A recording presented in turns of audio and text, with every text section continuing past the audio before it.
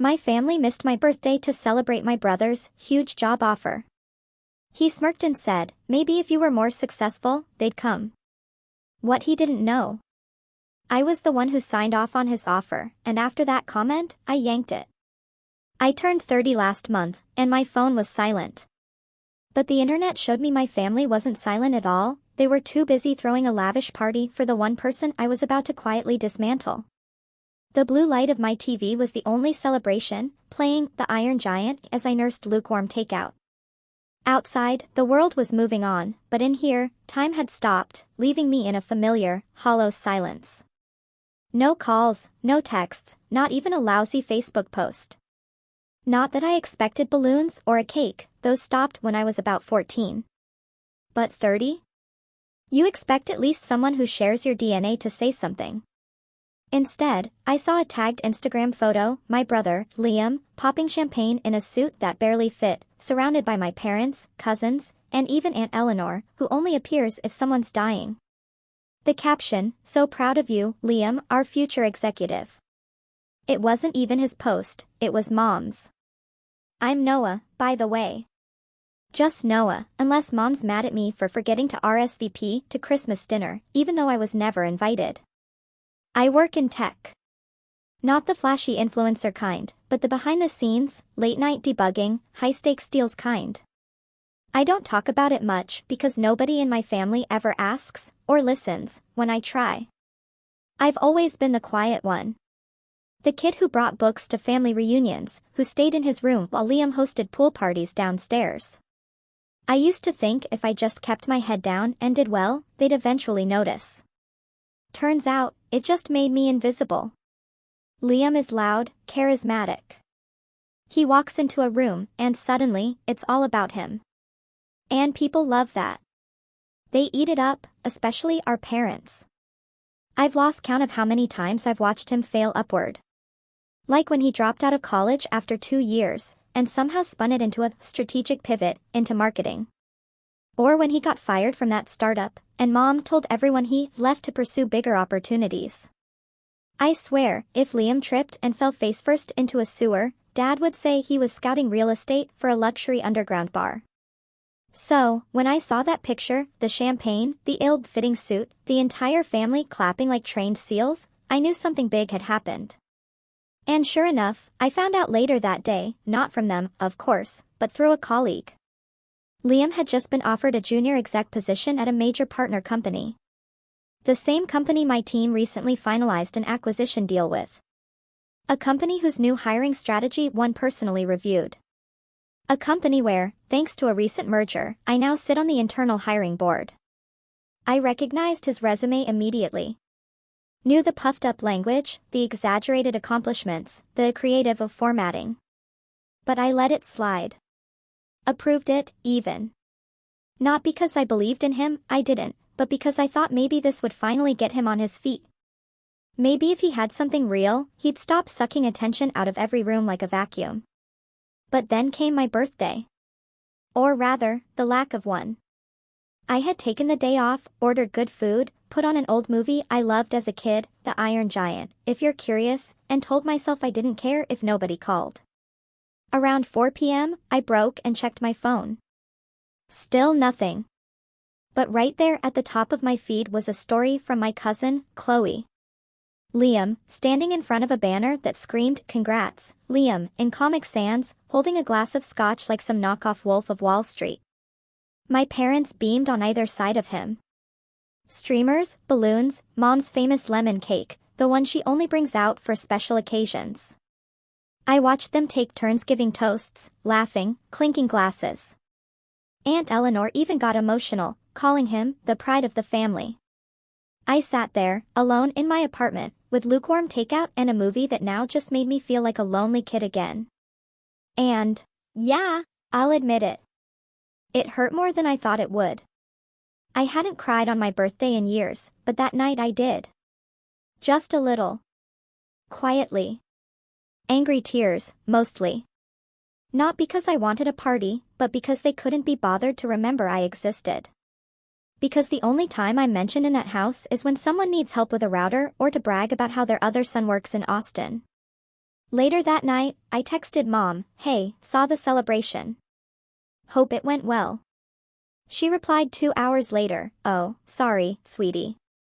We meant to invite you, but figured you'd be too busy. You're always so busy these days." I didn't respond. What was the point? Here's where things get interesting. A week later, Liam called me. "No, hey, bro, no small talk. Just straight to the point. So, I heard you're on the hiring board now at Nexa." I could hear the hesitation in his voice, trying to sound casual, but failing. "Yeah," I said slowly, already guessing. "Well, you might have seen my offer letter come through. Just wanted to say thanks for the green light, man. I know we don't talk much, but I appreciate it." I wanted to ask him why he didn't invite me, why he hadn't said a word about my birthday, but I bit my tongue. "Sure," I said. "Congrats." He laughed. "Yeah, "It's kind of a big deal. I mean, not everyone gets that kind of offer. Maybe if you were more successful, the family would have shown up for you, too." I don't know what he expected me to do. Laugh with him? Be grateful he called? What he didn't know, what nobody knew, was that the offer hadn't been finalized yet. There were still 2 sign-offs required, one from HR and one from me. After that comment, I just sat there holding the phone, staring at the wall as his words repeated in my head, "More successful." The irony made my stomach twist. He had no idea who signed his offer. No idea I could still pull it. No idea that the next time he walked into that office with his overpriced cologne and LinkedIn buzzwords, there'd be no desk waiting. But I didn't say anything. Not yet. I just smiled and said, "Good luck, Liam." And then I started making a few quiet calls. The thing about silent resentment is it builds slowly, like sediment at the bottom of a river. You don't notice it until the water turns murky. That call with Liam? That was the first ripple. After that, it was like everything I'd ever brushed off, every slight, every backhanded compliment, every time I was made to feel like a footnote in my own family, started rising to the surface. I didn't pull the offer immediately. I told myself I needed time to think, to be sure I wasn't acting out of pettiness. But the truth was, I wanted to see if anyone else would say something. If Mom would realize they'd missed my birthday and call to apologize. If Liam would text a sheepish, "My bad," and try to pass it off as a joke gone wrong. If Dad, who rarely talks unless it's about the weather or stocks, would even acknowledge what had happened. But nothing came. A few days later, a group text from Mom, "Family dinner next Saturday to celebrate Liam's big step forward. Hope everyone can make it." Everyone. She still hadn't even sent me a private message about my birthday. I stared at it for a long time. No mention of it being optional or casual. No asking if I was free. Just a blanket assumption that we'd all show up and clap for Liam, like always, like it was our job. I didn't reply. The next day, Aunt Sarah called me. She's the only one who ever treated me like a person, not a backup generator for when Liam's ego ran low. She teaches high school English, lives 2 towns over, and has this uncanny ability to sense when something's wrong.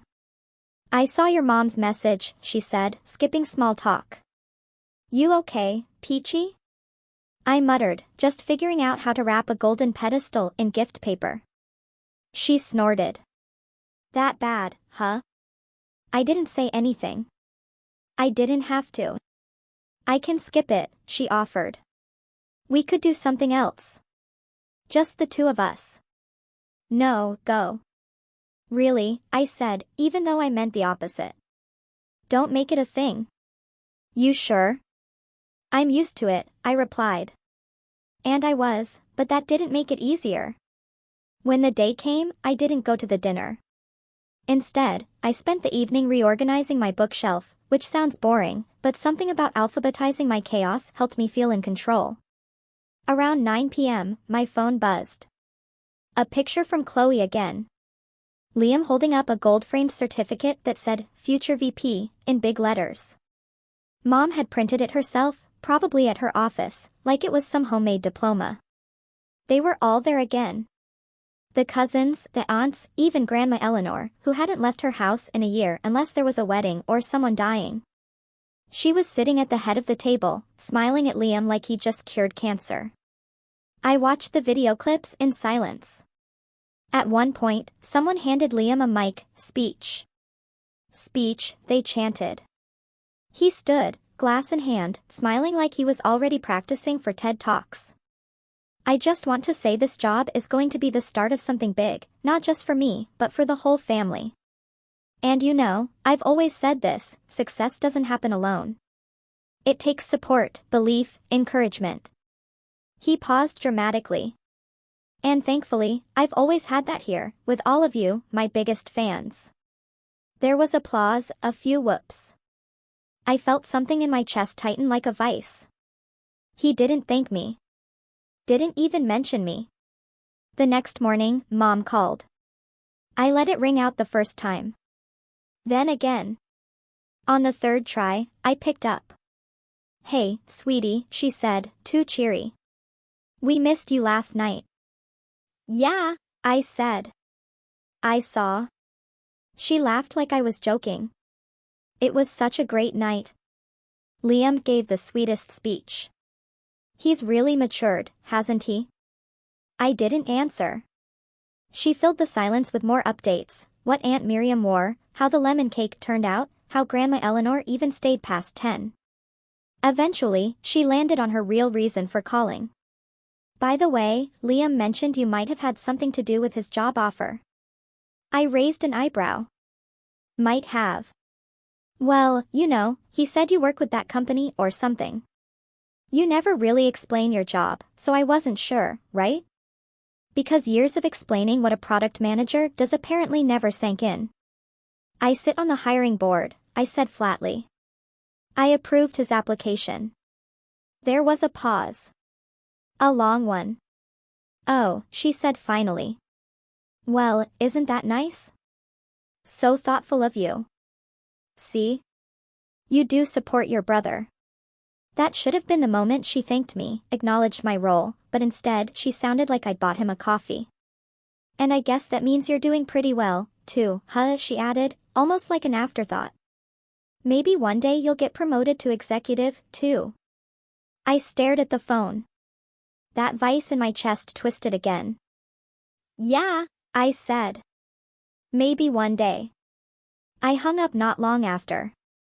The next week, the favoritism reached new heights. Mom started posting old photos of Liam as a kid on Facebook, our little leader in the making, with captions about how proud she was. Dad shared a LinkedIn post Liam had written, or probably copied, about rising through adversity and chasing dreams. Even Grandma Eleanor sent a handwritten note to the extended family talking about how Liam was carrying the family legacy forward. Legacy. Meanwhile, I hadn't even gotten a text about the quarterly update I helped oversee, a project that saved our parent company millions. Not that I expected my family to care about cloud infrastructure migration, but a well done might have been nice. Then came the betrayal. I got a call from HR. Hey, Noah, just a heads up, said Brenda, our HR manager. We've got a weird situation with one of the junior exec offers. My stomach tightened. Which one? Liam Sullivan. Your brother, right? Right. Well, it seems he's already updated his LinkedIn with the title and company, says he's incoming VP of Strategy, which isn't even the role he was offered, and he's been contacting team leads directly, trying to get a head start. We've had 3 managers complain already. I closed my eyes. It hasn't even been finalized. Exactly. The background check is still pending, we haven't received his signed NDA, and he's calling himself VP? And reaching out to people above his level like he's running the place. One manager said he referred to them as his future subordinates. I didn't say anything for a while. Noah, do we need to be worried? She asked gently. I took a breath. No. Not anymore. After I hung up, I sat in silence. The weight of everything pressing down on me like a boulder. That was it. The moment I realized it wasn't just harmless favoritism anymore. It wasn't just being the forgotten son, the backup, the afterthought. This was someone using my name, my position, to inflate himself while disrespecting the very people who made it possible. He didn't care. None of them did. And suddenly, the silence I'd always tried to maintain didn't feel noble anymore. It felt complicit. I opened my laptop. I pulled up the internal portal and stared at the offer status, pending. 2 buttons below, approve. Rescind. I didn't click anything yet, because first, I had one more thing I needed to do. I picked up my phone and called Liam. He picked up on the second ring, sounding smug as ever. Hey, bro, what's up? Finally calling to congratulate me? Something like that, I said. He chuckled. You see all the love online? It's wild, man. People are already messaging me about potential partnerships. Feels good to finally be where I belong, you know. I didn't respond. He kept going. Honestly, I owe you, bro. Without that green light, none of this would have happened. So, thanks. Really? Even if you didn't come to the dinner? You mean the one on my birthday?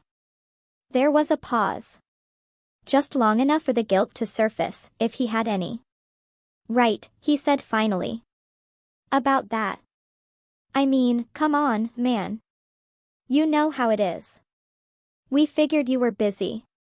And besides, you don't really do birthdays. I clenched my jaw. You don't get to decide that. Another pause, then. All right, relax. Don't get all emotional. It's not that deep. I took a breath, but it came out shaky. It is, I said. It's deeper than you think. He laughed again. Well, you're the successful one, right? All big and mysterious in tech. Guess this is what it takes for people to finally look at me the way they look at you. And there it was. The truth finally peeking through the cracks. I ended the call with just one word. Goodbye. And then I hovered over the button. Not the final one. Not yet. Because this wasn't just about pulling a job offer. This was about something deeper, something they'd never see coming.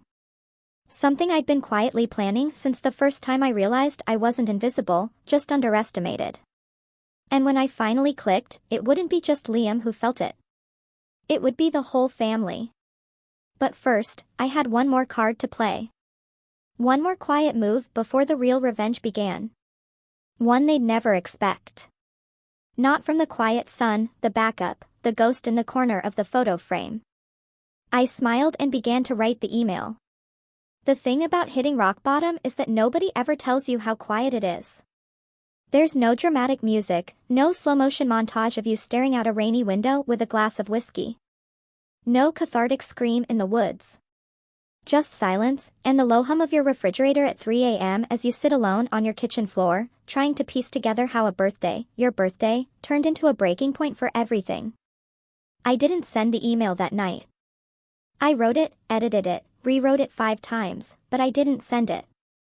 Instead, I did something I hadn't done in years. I took a walk. It was just past midnight, and the streets were mostly empty. A few cars rolled by.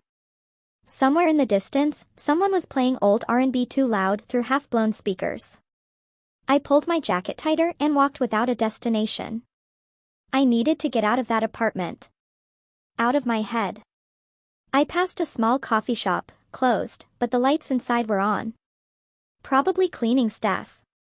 The sign said, "Open mic Thursdays." I smiled a little. Once upon a time, I used to write poetry back in college. Bad poetry, mostly the kind you only admit to when you're a bottle of wine deep and someone pulls out an acoustic guitar. But still, it was a part of me, a part I'd buried under meetings, deadlines, and a carefully curated professional life. I kept walking. Eventually, I ended up at a park bench by the lake. Sat there until my fingers went numb. I must have looked pathetic. Grown man in a dress shirt and coat, staring at water like it had answers. But that night, I didn't feel angry. I felt small. Not in a self-pitying way, just reduced. Like all the noise, the expectations, the resentment, it had all been stripped away.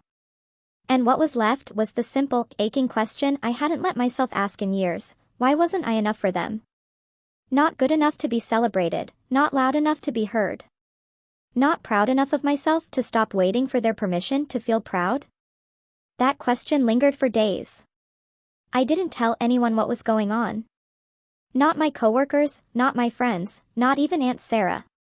I went to work, sat in meetings, signed documents, gave feedback on prototypes, smiled politely at Liam's name in our internal dashboard, still marked as a pending offer. And then something shifted. It started small. During a strategy meeting, our CEO Arthur, a sharp but surprisingly kind guy with a habit of doodling on whiteboards mid-sentence, asked a question about a potential acquisition target. Anyone familiar with their back-end operations? I was. I'd done a personal audit weeks ago, just out of curiosity. So, I raised my hand. Actually, Yeah. their data pipelines are brittle, patched together with third-party scripts. They're scaling too fast for the infrastructure they've built. It'll collapse in 2 years unless someone reinvents their base. Everyone looked at me. I wasn't used to that. Interesting, Arthur said. You free to lead due diligence? I nodded. Good. You're on point. That moment came and went. No applause, no parade. But something about it stuck with me. Someone had seen me. Not as a backup, not as Liam's brother, not as a mysterious tech guy. Just me. Capable, sharp, quiet. But not invisible. In the following weeks, I took the lead on 2 more projects. I was promoted to senior strategy lead in a meeting so casual, I almost didn't realize it was happening until I saw the email confirmation. Suddenly, people were asking for my input. Not out of obligation, but respect. Outside of work, I started to do things for myself again. Little things, like picking up a secondhand piano keyboard from Facebook Marketplace. I used to play as a kid until Liam accidentally spilled soda into the keys, and my parents never replaced it. This one had a few sticky notes from the previous owner, chords scribbled on them, smiley faces in Sharpie. I liked that. Some nights I'd play for hours, just me and the keys, making up melodies that nobody would hear. I also started going to that coffee shop, the one with the open mic. I never read anything. Not yet. But I'd sit in the back and sip bad coffee while strangers poured their hearts out. Some were terrible, some were brilliant. All of them were brave. That inspired me. So, I opened a blank document and started writing again. Not poetry this time. Just thoughts, journal entries, fragments of memories I hadn't thought about in years. Like the time I won first place in the state science fair, and Mom said, "That's nice, but Liam's soccer team made playoffs, and we all went to Cheesecake Factory to celebrate that instead." I wrote about the year I paid off my student loans in silence while Liam asked Mom and Dad for another small loan to cover his entrepreneurial endeavors. They gave it to him, of course. I wrote until I couldn't feel my fingers. And slowly, something inside me began to heal. I wasn't angry anymore. Not in the same way. The pain was still there, sure. The kind that leaves a permanent bruise you forget about until someone presses down too hard. But it wasn't running me anymore. Then one night, I got a message from Chloe, my cousin, the one always recording videos and tagging people in champagne toasts. "Hey, I know things have been weird lately. Just wanted to say I saw what Liam posted earlier, and Yeah. that was messed up. You okay?" I blinked. Liam. I opened LinkedIn, and there it was, a post from Liam's profile, now updated with our company name, complete with the title, Incoming VP of Strategic Innovation. The post was long, too long, filled with vague buzzwords about growth, gratitude, and earning your seat at the table. But the part that hit hardest was the last line: "I did this on my own." No handouts, just grit. Handouts. My hands hovered over the keyboard. I started typing angry, fiery responses. I deleted them all. Instead, I wrote, "Glad to see you're doing well. Hope you've also had time to finish the NDA and the onboarding steps. Let me know if you need help navigating our background check. I hear some exaggerations don't play well with compliance. I didn't send it. I just smiled. The next morning, I walked into HR. Brenda greeted me with a sigh. You saw the post? Yep. You still want to go through with it? I nodded. It's not just about the post. It's the pattern. She didn't ask more. She just pulled up the offer, rescinded it, and logged it in the system. I thanked her. Then I walked back to my desk, opened a new doc, and titled it, Legacy Isn't Given. Not for work. For me. A personal manifesto, maybe, or the first essay in something bigger. A story not about revenge, not exactly, but about reclamation. About remembering who I am without the shadow of someone louder constantly looming over me. About the quiet kid in the corner who finally decided to stop asking for permission to be seen. But even then, I didn't feel triumphant. I felt steady. And then that afternoon, the storm hit. An unexpected knock on my apartment door, followed by a voice I hadn't heard in weeks. Noah, open up. We need to talk now. I didn't move, but I heard him. Liam. And he did not sound calm. I took a deep breath, cracked my knuckles, and opened the door. He stood in the hallway, his hand frozen midair like he hadn't expected me to actually open it. His face was red, not just from the cold. There was a crease between his eyebrows I hadn't seen since he got caught using my homework in high school. That same dumb, panicked look. Noah, he said, voice low but tense. What did you do? I leaned against the door frame and didn't answer. Just studied him. Same overpriced haircut, same cologne trying to mask the sourness of desperation. The illusion of control clinging to him like a cheap suit 2 sizes too tight. He glanced down the hallway, then stepped in without being invited. You rescinded my offer. It wasn't a question. I shut the door behind him slowly. And you came here because I need you to fix it, he snapped. Then catching himself, he added, look, I don't know what the issue is, but this isn't just some entry-level job, man. This was a career move. You don't get to just yank that away. I raised an eyebrow. I don't? No, he snapped. You don't. He said it like it was obvious, like I was the one breaking the rules. Okay, I said calmly. Let's go over a few things, then. You lied about your job title online before the position was confirmed. You exaggerated your credentials. You bypassed protocol and started contacting senior staff like you were their superior. You violated onboarding policies and exposed the company to compliance risks. And you did it all with the arrogance of someone who genuinely thought they were untouchable. His mouth opened, but no sound came out. You embarrassed me, I added, voice flat. At work, with my team. And then you doubled down and acted like I owed you. That's not how I meant it, he said quickly, stepping forward. I was just excited. I got carried away. Excited? I repeated. You said, and I quote, maybe if I were more successful, the family would show up for me. Then you called the job something it wasn't and strutted around like you earned it. He looked away. You didn't even thank me. I did. I called you. You mocked me, Liam. You took a swing and didn't even notice it landed. Silence. For a second, I thought he'd finally get it. That some flicker of humility might appear. But no. You seriously can't be doing this right now, he said, voice rising. Do you know how hard I've worked to get people to take me seriously? How many bridges I've built just to be seen as more than some failure? This job was my redemption, Noah. My turning point. I stared at him. Redemption built on a lie isn't redemption. It's branding. He flinched like I'd slapped him, but then he scoffed and threw his hands up. You've always hated me.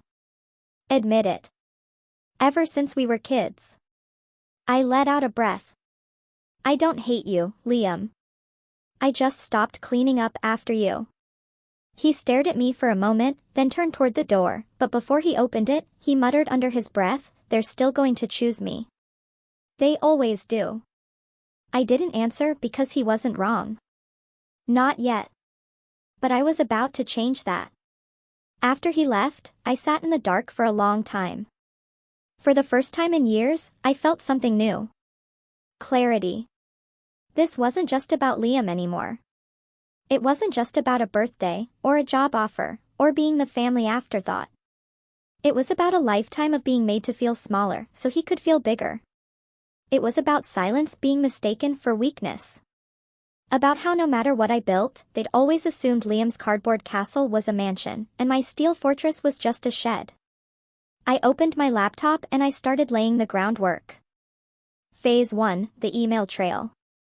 I forwarded the official rescind notice to Liam's professional email, the one he used to apply, with a note.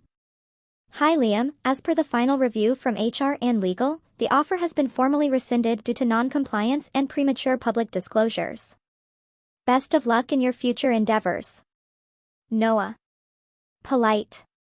Professional. Cold. But that wasn't the important part. The important part was that I BCC'd my parents. I wanted them to see it, to know exactly what happened and how. No room for Liam to spin a sob story about evil corporate backstabbing. Just the facts. Phase 2, the files. I collected screenshots, LinkedIn posts, text messages, emails where Liam had overstepped his bounds and bragged about titles he didn't hold. Internal complaints from team leads, notes from HR. All neatly organized into a folder labeled Integrity Review. I didn't plan to leak it, but I wanted it ready just in case. Phase 3, the talk. I called Aunt Sarah. She answered on the first ring. "I was wondering when you'd reach out. You heard. Liam's been texting everyone like a man on fire. Says you ruined his life." "Did I?" "He didn't say what he did, just that you were jealous." I laughed bitterly. "Right." Sarah paused. "You want to come over this weekend? I made that lasagna you like, and I think it's time we talked about the family." So, I did. It was the first family visit in months that didn't end with me feeling invisible. Sarah told me stories I didn't know.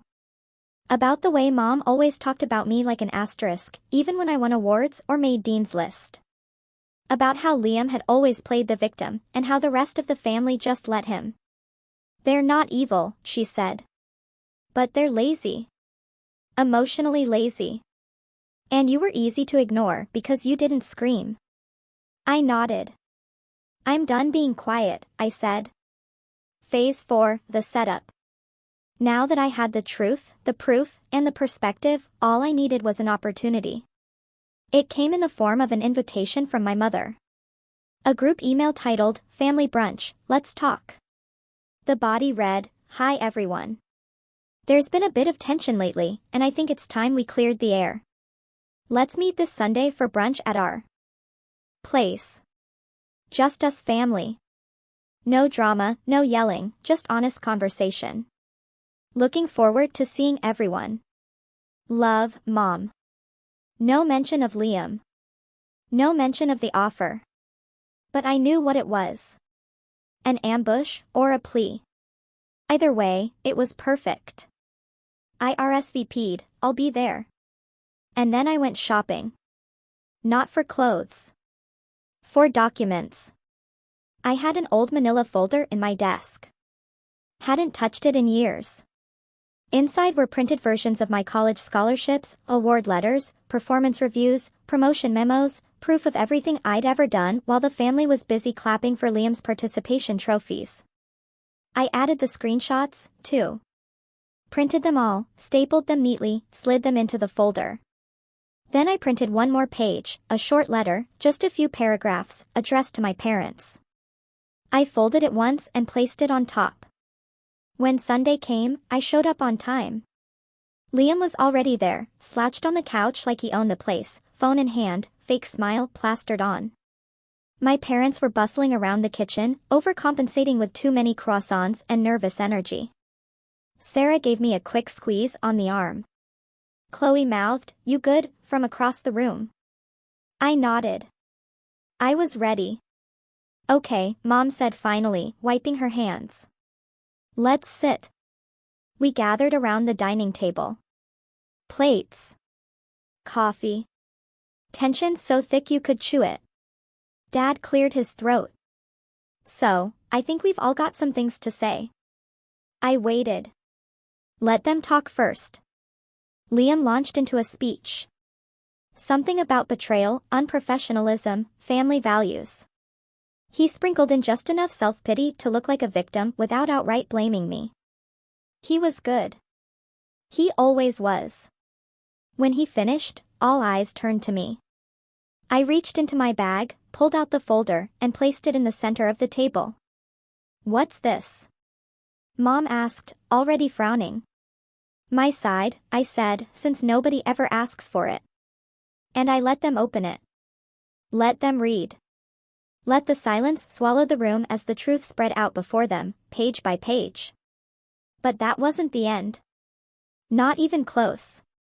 Because tucked inside the folder, behind the letter, was something else entirely. Something none of them saw coming. And it would change everything forever.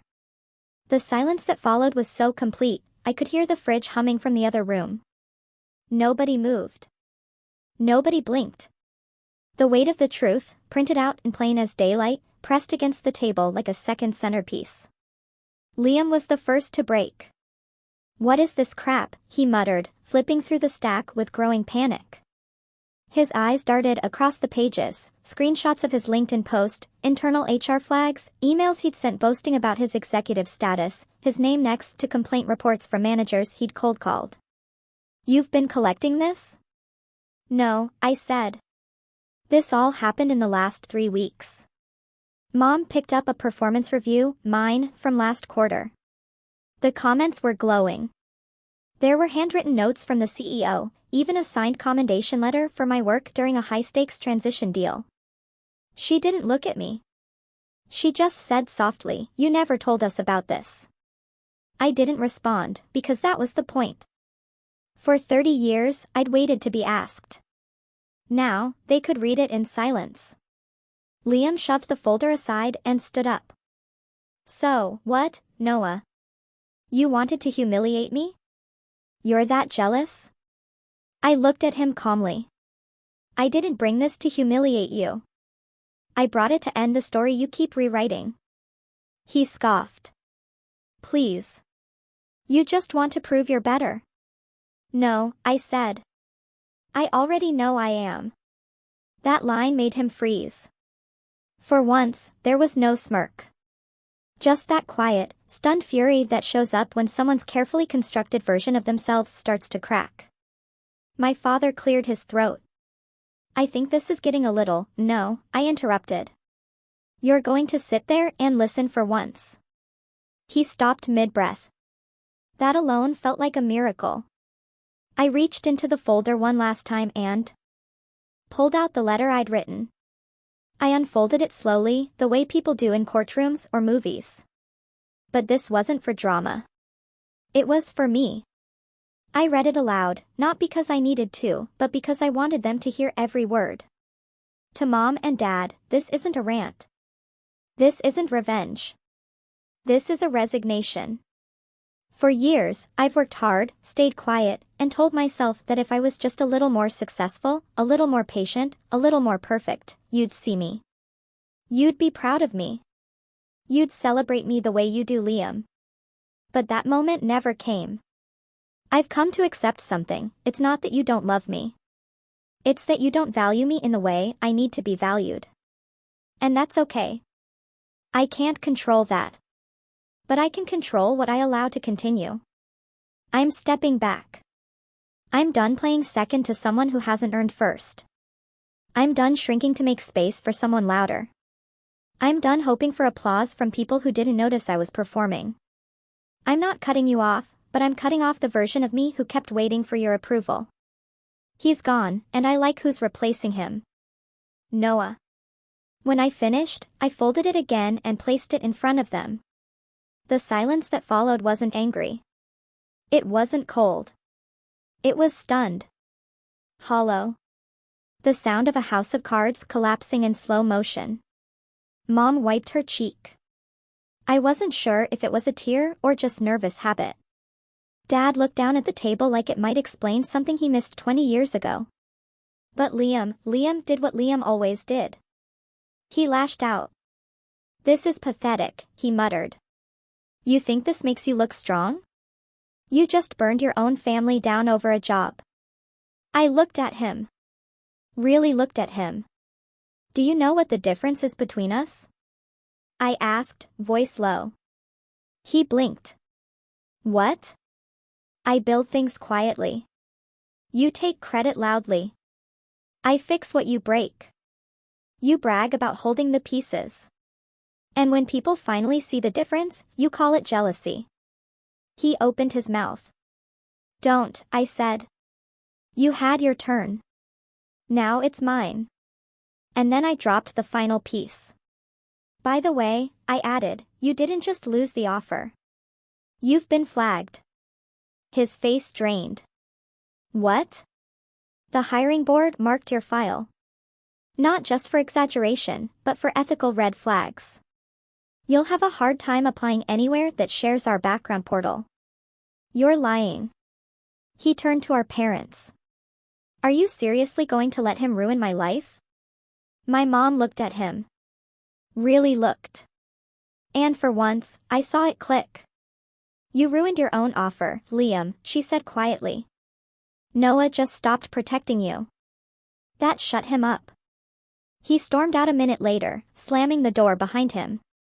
Nobody followed. I didn't stay much longer, just long enough to say Goodbye. to Aunt Sarah, who squeezed my hand under the table and whispered that was overdue. As I walked out, I left the folder behind. Let them sit with it. Let them finally read the story they'd ignored for 30 years. In the weeks that followed, things changed. Liam tried to spin the fallout into a redemption arc again. Claimed he was starting fresh, building his own path, and rejecting corporate corruption, but it didn't land. Word got out. He burned bridges he didn't even know existed. One by one, opportunities closed like doors in a storm. My parents tried to reconnect. They called, sent texts, just checking in. They'd write, "Hope you're doing well." Sometimes I replied. Usually, I didn't. Not out of spite. Out of peace. Because I wasn't chasing their attention anymore.